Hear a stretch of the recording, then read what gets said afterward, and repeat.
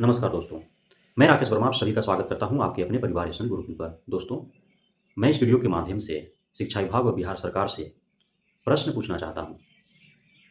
नित्य रोजाना जो इतने बच्चे बेहोश हो रहे हैं, शिक्षक शिक्षिकाएं बेहोश हो रहे हैं, अब तक दर्जनों छात्र छात्राएं की मृत्यु हो गई, इसका जिम्मेदार कौन है?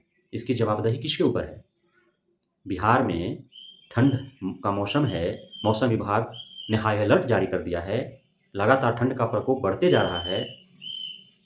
मौसम विभाग ने बिहार के पूरे जनमानस को सावधान रहने की सलाह दे रहा है। शीतलहर, कुहासे, ओस गिर रहे हैं, सूर्य निकल भी रहे हैं, धूप निकल भी रही है, धूप में निकलने के बावजूद भी ठंड का एहसास हो रहा है, तो फिर इसका शिक्षा विभाग को क्यों नहीं आभास हो रहा है? क्यों बिहार का 38 जिला बंटा हुआ नजर आ रहा है? क्यों पटना का दंडाधिकारी अलग, दरभंगा का दंडाधिकारी अलग, भागलपुर का दंडाधिकारी अलग, औरंगाबाद का दंडाधिकारी अलग? क्यों अलग अलग दिशा निर्देश निर्गत करने पड़ रहे हैं दंडाधिकारियों को अपनी शक्ति का इस्तेमाल करते हुए? क्यों शिक्षा विभाग सार्वजनिक तौर पर दिशा निर्देश नहीं निर्गत कर रही है? मैंने कई वीडियो के माध्यम से सवाल उठा चुका है और उम्मीद करते हैं कि आप सभी के सहयोग से ये वीडियो शिक्षा विभाग और बिहार सरकार तक अवश्य पहुंचे कि शिक्षा विभाग और बिहार सरकार को निर्मम, निर्दयी, निष्ठुर, निरंकुश, अमानवीय कहा जा रहा है उसे। 2024-23 कोई प्रथम बार ऐसा वर्ष नहीं है जब ठंड आया हो। प्रत्येक वर्ष ठंड आते हैं और प्रत्येक वर्ष ठंड के दिनों में हफ्ता 10 दिन के लिए विद्यालय बंद होते हैं और होने भी चाहिए। जब अत्यधिक गर्मी होने के कारण छात्र छात्राओं, शिक्षक शिक्षिकाओं या सिर्फ पठन पाठन कार्य ही नहीं, सभी कार्यों में समस्या उत्पन्न होती है, जिसकी वजह से विद्यालय बंद होते हैं, समर वेकेशन होते हैं। उसी प्रकार से ठंड के मौसम में भी पठन पाठन कार्य में समस्या उत्पन्न होती है और समर वेकेशन के तरह ही विंटर वेकेशन भी होने चाहिए। ये अलग बात है कि समर वेकेशन 1 महीने का होता है, विंटर वेकेशन हफ्ता दिन 10 दिन के लिए हो। जब अत्यधिक ठंड पड़े तो होना चाहिए, नहीं हो पा रहा है। मौसम विभाग ने हाई अलर्ट जारी किया, उसके बावजूद भी शिक्षा विभाग के कानों पर जू नहीं रेंग रहा है और सार्वजनिक तौर पर कोई दिशा निर्देश देखने को नहीं मिल रहे हैं। जो शिक्षक शिक्षिकाएं हैं, खास करके जो महिला शिक्षिकाएं हैं, उन्हें कितनी समस्याओं का सामना करना पड़ रहा है, आप कल्पना भी नहीं कर सकते हैं। उनके हालात को उनके जगह पर खुद को रख करके एहसास कीजिए, कलेजा कांप जाएगा आपका।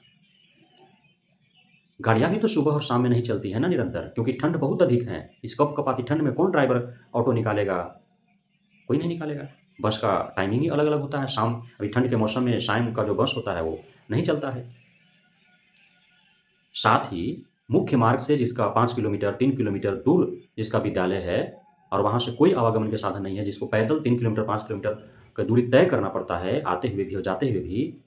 अब सुबह 9 बजे विद्यालय में जाना है शिक्षिकाओं को, हमारी महिला बहनों को। सुबह कितना बजे निकलते होंगे, कैसे मैनेज करते होंगे? शाम में अंधकार छा जाता होगा, किसी की बहन है, किसी की माँ है, किसी की बेटी है, महिला है, सब ही आशंकित होते हैं जब सूर्यास्त हो जाता है, जब अंधकार छा जाता है तो। क्योंकि बिहार भले ही सरकार कितना भी सुशासन की सरकार कह ले, ढिंढोरा पीट ले, लेकिन पूरी तरह से अभी सुरक्षित नहीं है बिहार। कोई ऐसा हफ्ता नहीं गुजरता है जब बिहार में कोई घटनाएं नहीं होती है। कुछ मीडिया तक पहुंच पाता है, कुछ नहीं पहुंच पाता है। यदि महिला शिक्षिकाओं के साथ किसी प्रकार की अनैतिक घटना घटती है तो इसकी जिम्मेदारी कौन लेगा? कौन जवाबदेही होगा इसका?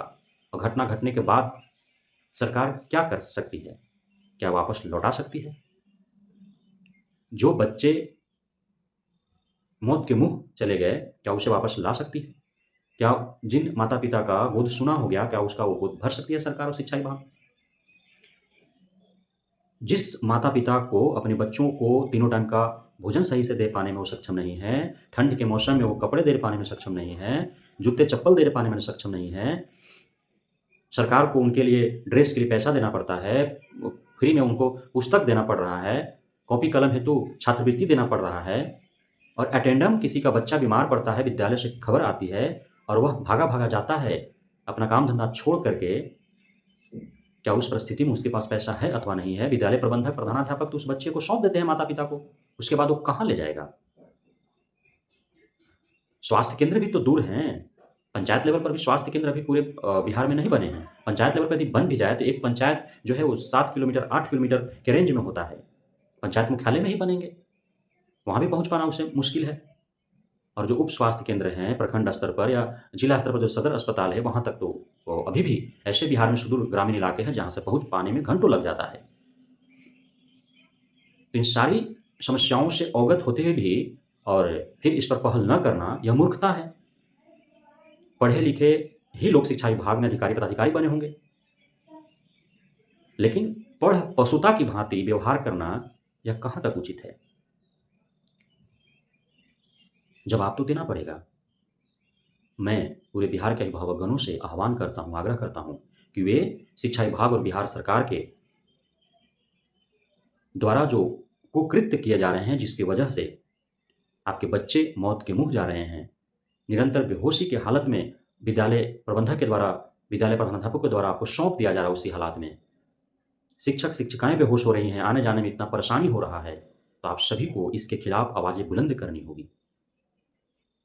नहीं तो न जाने कितने ज़िंदगियाँ हमारे आपके बीच से लुट जाएँगी। ज़िंदगी रहेगी तो पढ़ लेंगे बच्चे और ज़िंदगी रहेगी तो शिक्षक शिक्षिकाएँ भी पढ़ा लेंगे। हफ्ता दिन 10 दिन में कुछ नहीं बिगड़ने वाला है।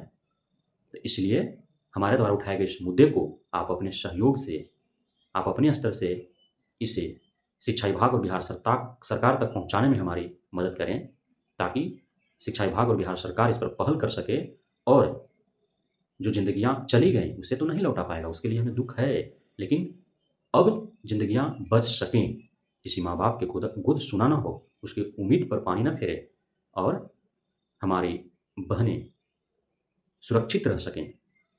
बहुत सारे ऐसे महिला शिक्षिकाएँ हैं जो अभी गर्भावस्था में होंगे, जिनका अभी भी प्रसूति हुआ होगा, 2 महीना 4 महीना का उनका दूध-मुँहा बच्चा होगा, 6 महीना साल भर का ही होगा। कितनी समस्याएँ हैं उनके साथ। क्या शिक्षा विभाग के जितने अधिकारी पदाधिकारी हैं, क्या उनके यहाँ महिलाएँ नहीं हैं? क्या वो महिलाओं के दर्द से अवगत नहीं हैं? जो इतना निर्ममतापूर्वक जो है कार्यवाही कर रहे हैं, प्रताड़ित कर रहे हैं, शोषित कर रहे हैं।